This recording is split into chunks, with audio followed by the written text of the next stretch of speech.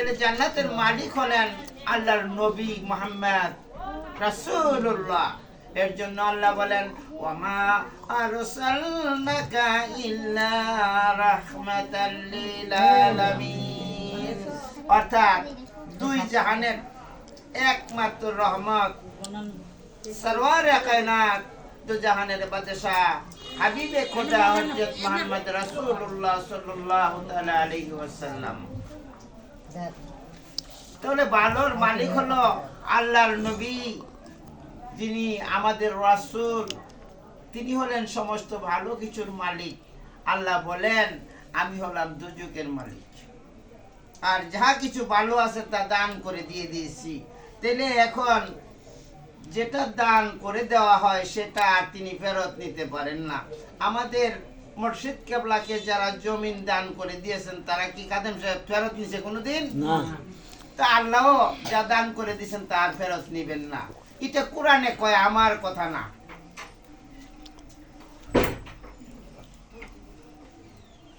এখন জান্নাতে প্রবেশ করতে হলে, যেতে হলে আল্লাহর রাসূলের সন্তুষ্টি লাগবে। আর আল্লাহর রাসূল ব্যতীত আল্লাহ কখনো সন্তুষ্ট কোনো বান্দার উপর হবে না। এখন আল্লাহর রাসূলকে পাওয়া যাবে কোথায়? উনি তো 1400 বছর পূর্বে ঊর্ধ্ব জগতে চলে গিয়েছেন। 1400 বছর পূর্বেই ঊর্ধ্ব জগতে চলে গিয়েছেন। এখন আল্লাহ বলেন ইন্নাল্লাহা, নিশ্চয়ই, রাহমাতুল্লাহি কারীবুম মিনাল মুহসিনিন, নিশ্চয়ই এখন রহমতের ভান্ডার আমার ওলিগণ, নেককার যারা, তারা আল্লাহর রহমতের ভান্ডার। তাহলে নেককার ওলি যারা, তারা আল্লাহর রহমতের ভান্ডার। এখন যদি কেউ আল্লাহর রহমত পেতে চায়, নিশ্চয়ই আল্লাহর ওলির দরবারে যেতে হবে। আল্লাহর ওলির দরবারে ব্যতীত কোথাও আল্লাহর রহমত মিলবে না। আল্লাহর ওলির দরবারে গেলেই আল্লাহর রহমত মিলে। এখন আল্লাহর রহমত রাস্তাঘাটে এখানে সেখানে পাওয়া যাবে না। তো এখন বাবারে কথা হচ্ছে, যিনি আল্লাহর ওলি, তিনি বিবর্তন ধারায় রাসূল হিসাবে বিকশিত সৃষ্টিতে। এর জন্য নবীর লকব মানে নবুয়তের দরজা বন্ধ হয়ে গেছেন, রাসূলের দরজা বন্ধ নাই। কিয়ামত পর্যন্ত রাসূল বিকাশ হইতে থাকবে। বিষয় বুঝতে হবে, রাসূল আছেন বর্তমান, চেনা জানা বড়ই কঠিন।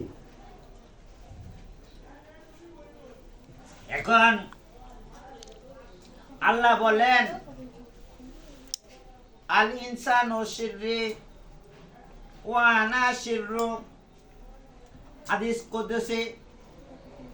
আল ইনসানু শিররি, আল্লাহ বলেন মানুষ আমার গোপন বেদ, ওয়া আনা শিররু, এবং আমি মানুষের গোপন বেদ। অর্থাৎ আল্লাহ বলেন মানুষ আমার পরিচয় এবং আমি মানুষের পরিচয়। সুবহানাল্লাহ। এই আয়াত হলো হাদিসে কুদসি, আল ইনসানু শিররি ওয়া আনা শিররু। তাহলে আল্লাহর পরিচয় তো মানুষ।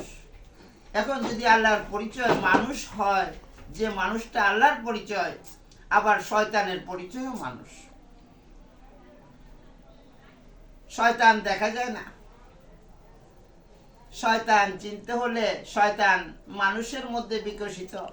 এখন যে মানুষটার মধ্যে শয়তান আছে তার ইতরপনা স্বভাব আছে, তার গুণ খাসিয়ত হলো ইতরপনা। আর যে মানুষটার মধ্যে আল্লাহ আছেন তার স্বভাব হলো তাখাল্লাকু বিআখলাকিল্লাহ, অর্থাৎ সর্বশ্রেষ্ঠ সর্বগুণের স্বভাব, যে স্বভাবের মধ্যে মানবতা রয়েছে। আর শয়তানের স্বভাবে কোনো মানবতা আছে? শয়তানের স্বভাবের মধ্যে কোনো মানবতা নাই। তাহলে বুঝা গেছে শয়তানও মানুষের মধ্যে বিকাশ, আল্লাহও মানুষের মধ্যে বিকাশ। পার্থক্য শুধু স্বভাবের। স্বভাব দ্বারা মানুষকে চেনা যায়, স্বভাব দ্বারা শয়তানকে তাকেও চেনা যায়। আল্লাহর ওলিরা তাখাল্লাকু বিআখলাকিল্লাহ, আল্লাহর গুণে গুণান্বিত, তাদের স্বভাব আল্লাহরই স্বভাব। ওয়াসওয়াসিল খান্নাস, খান্নাসের স্বভাব দ্বারা যে গঠিত, সে এক প্রকার শয়তান নয়, সে শয়তানে কাউম, মানুষদের মধ্যে সর্বশ্রেষ্ঠ শয়তান। তো বাবারে, জ্ঞান করে চলতে হবে। এখন যাই হোক, আল্লাহ পাক আমাদেরকে বুঝার তৌফিক দান করুক, আমরা যেন বুঝতে পারি, আমাদের জ্ঞানকে যেন নফসের থেকে আলাদা করতে পারি। নফস এমন একটা বিষয়, নফসকে চেনা জানা বড়ই কঠিন। আল্লাহ বলেন, আল্লাহর রাসূল বলেন, আল্লাহর রাসূল কি বলেন? মান আরাফা নাফসাহু ফাকাদ আরাফা রাব্বাহু। যে ব্যক্তি নিজেকে চিনেছে, সে তার রবকে চিনেছে। রব শব্দের অর্থ হইল প্রভু, যিনি মূল সত্তা। প্রভু মানে রব, মানে প্রভু, যিনি মূল সত্তা। এখন যে নিজেকে চিনেছে, এখন এই হাত পা চোখ কান নাক মুখ চেনার নাম নিজেকে চেনা নয়।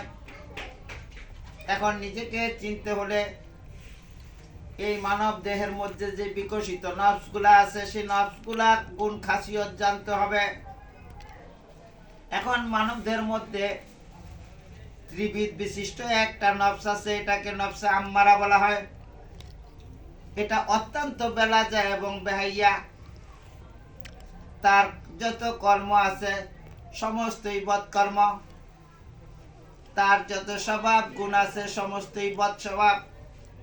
যখন মানুষ থেকে মানুষের মধ্যে থেকে মানুষের বদ গুণ খাসালত গুলাকে বিসর্জন দেয়, বর্জন করে, তখন সে আল্লাহ তাআলার তাখাল্লাকু বিআখলাকিল্লাহ, আল্লাহ তাআলার গুণ খাসিয়ত দ্বারা ওই স্বভাবগুলি যে অর্জন করে, তাখাল্লাকু বিআখলাকিল্লাহ, ওই স্বভাবগুলি অর্জন করার পর তার কাল যখন পবিত্র হয়ে যায়, তখন ওই কালবের মধ্যে তাজাল্লি নূরে মুহাম্মদি নূরের তাজাল্লি পড়ে।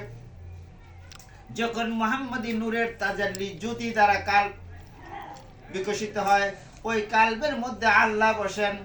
তারপর বলা হয় আল কালবু বাইতুল্লাহ, পবিত্র মানুষের কাল্ব আল্লাহর ঘর, এখানে আল্লাহ বাস করেন। আবার মুমিনের কাল্ব আরশুল্লাহ, মানে আল্লাহর আরশ। এর জন্যই বলা হয়েছে কুলবিল মুমিনিন আরশুল্লাহ, মুমিনের কলব আল্লাহর আরশ, এখানে আল্লাহ আছেন স্বয়ং। এর জন্য ওই কাবার চেয়ে শ্রেষ্ঠ একজন মুমিন, সম্মানিত। এখন মুমিন হইতে হবে। কমিনের ঘরে থাকলে, কমিনের খাতায় নাম থাকলে জাহান্নাম ছাড়া গতি নাই। মুমিন হতে হবে, মুমিন হওয়ার সাধনা করতে হবে, মুমিন হওয়ার গুণাবলী জানতে হবে, মুমিনের লক্ষণ জানতে হবে। মুমিনের লক্ষণ জেনে আমল কর্ম করে ওই পথে চলতে পারলে মুমিন হওয়া যাবে। মুমিনের জন্য জান্নাত ওয়াজিব, কমিনের জন্য জাহান্নাম ওয়াজিব। এখন মুমিন হওয়ার আগ পর্যন্ত কোনো ব্যক্তি বেহেশতে প্রবেশ করতে পারবে না, এটা আল্লাহর রাসূলের কথা। এর জন্য আল্লাহ বলেন, কি বলেন? ইয়া আইয়ুহাল্লাযীনা আমানু তাকুল্লাহ, হে বিশ্বাসীগণ, মুমিনগণ, তোমরা আমাকে ভয় করো। ওয়াকুনু, এবং তোমরা ওয়াকুনু মা'আস সাদিকিন, তোমরা সত্যবাদী। পীর মুর্শিদ ওলিয়া উলিয়াদের আদেশ উপদেশ মানো এবং তাদের দলভুক্ত হইয়া যাও, তাদের দলে চলো।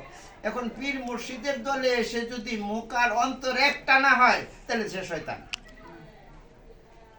পীর মুর্শিদের দরবারে এসে দিল আর মুখটাকে একটা করতে হবে, কারণ দিল দ্বারা শয়তান বিকশিত, দিল দ্বারা আল্লাহ বিকশিত। শয়তানের লকবটা কি? অন্তরেই থাকে, ভিতরে টুকটুক করে, ওয়াসওয়াসিল খান্নাস, ওয়াসওয়া, ভিতরে বিভিন্ন কিছু কুমন্ত্রণা দিতে থাকে, বিভিন্ন ভাব সৃষ্টি হইতে থাকে। এই ভাবটা দূর করার জন্য মুর্শিদের ধ্যানে থাকতে হবে, আর অন্য কোনো ধ্যান না। ওয়ালা যিকরিল্লাহি আকবার, স্মরণে থাকতে হবে, জিহা সর্বশ্রেষ্ঠ। আল্লাহ বলেন ওয়ালা যিকরুল্লাহি আকবার, সর্বশ্রেষ্ঠ, ইহাই সর্বশ্রেষ্ঠ মানে স্মরণ। আল্লাহকে স্মরণ করার পদ্ধতি জানতে হবে। আল্লাহকে স্মরণ করার লা ইলাহা ইল্লাল্লাহ আমরা বলি, লা ইলাহা ইল্লাল্লাহ আমরা বলি। আল্লাহর রাসূল বলেন মান কানা লা ইলাহা ইল্লাল্লাহ আলফা আলফা মাররাতুন বিলা তাহকিক ফাহুয়া কাফিরুন। হাজার হাজার বার কালেমা পাঠ করলে কাফেরই থাকবে, তাহকিক না করে, প্রমাণ না করে। হাজার হাজার বার বললে আল্লাহ রাসূল স্পষ্ট বলে দিয়েছেন।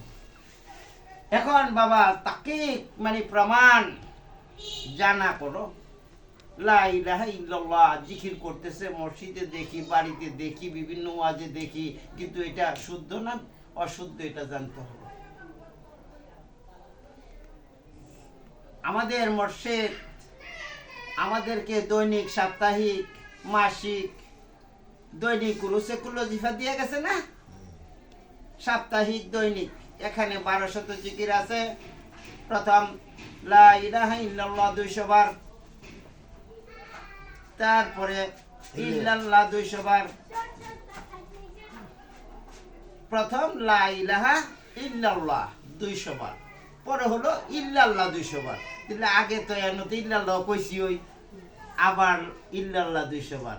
এখন প্রথম জিকির লা ইলাহা ইল্লাল্লাহ, লা ইলাহা ইল্লাল্লাহ, লা ইলাহা ইল্লাল্লাহ, পরবর্তী আবার 200 ইল্লাল্লাহ ইল্লাল্লাহ ইল্লাল্লাহ ইল্লাল্লাহ ইল্লাল্লাহ ইল্লাল্লাহ ইল্লাল্লাহ ইল্লাল্লাহ ইল্লাল্লাহ ইল্লাল্লাহ ইল্লাল্লাহ ইল্লাল্লাহ ইল্লাল্লাহ। জিকিরের হাল বেহাল সে যদি জিকির হয়, জিকির কালবা হইতে হবে, মুখে না। তারপরে জিকির হলো হক হু হক হু হক হু হক হু হক হু। তারপরে জিকির হলো ইয়া হু ইয়া হু ইয়া হু ইয়া হু। তারপরে জিকির হলো লকাবে আবজ জাত আল্লাহ বা আল্লাহু আল্লাহু আল্লাহু আল্লাহু। তারপরে জিকির করা হাসবে দাম, জিকিরে কালবি, পাঁচান পাঁচ। এমনি ভাবে জিকির করতে করতে করতে করতে জিকিরের কায়দা কানুন জানতে হবে, নিয়ম জানতে হবে। জিকিরের কায়দা এবং নিয়ম যদি জানা যায়, জিকির করার আগে নিয়ত করতে হবে। নিয়ত ব্যতীত জিকির নিষ্ফল, জিকিরের কোনো ফায়াজ আসবে না। কি কাদাম সব আসবে না? জিকিরের নিয়ত করতে হবে। জিকিরের নিয়তের সাথে মুর্শিদ কেবলার বর্জক মানে ধ্যান, সুরত, খেয়াল একত্রিত করতে হবে। জিকির থেকে যদি মুর্শিদ বর্জক ছুটে যায়, তাহলে তার মধ্যে শয়তান বিকশিত হবে। এর জন্যই কইছে বাপ না জেনে হত বাগা হইলি রে তুই কাঙ্গাল, গুনার দিন পুরাইয়া গেল সম্মুখে জঞ্জাল। পাপ জানতে হবে। যাই হোক